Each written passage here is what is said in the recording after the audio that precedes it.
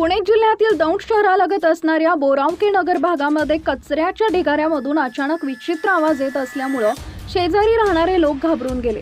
त्यांनी त्वरित पोलिसांना बोलावून सदर चौकशी केली असता त्या कचऱ्याच्या ढिगामध्ये 7 ते 8 प्लास्टिकच्या बरण्यांमध्ये जे काही विचित्र आढळून आलं ते पाहून पोलिसांच्या पायाखालची जमीनच सरकली। घडलेल्या या घटनेने संपूर्ण परिसरात खळबळ उडाली होती। प्लास्टिकच्या बरण्यांमध्ये पोलिसांना नेमकं असं काय दिसलं की ज्यानं त्यांनाही झटका बसला। नेमकं काय घडलं ते पुढे बघा। त्या अगोदर आपल्या चॅनलवर नवीन असाल तर चॅनलला सबस्क्राइब जरूर करा, जेणेकरून अशा प्रकारच्या अपडेट्स या तुमच्यापर्यंत पोहोचत राहतील। पुणे जिल्ह्यातील दौंड शहरालगत असणाऱ्या बोरावके नगर भागामध्ये कचऱ्याच्या ढिगाऱ्यामधून अचानक विचित्र आवाज येत असल्यामुळे शेजारी राहणारे लोक घाबरून गेले। त्यांनी त्वरित पोलिसांना बोलावून सदरील चौकशी केली असता त्या कचऱ्याच्या ढिगांमध्ये 7 ते 8 प्लास्टिकच्या बरण्यांमध्ये अर्भके सापडल्यानं खळबळ उडाली।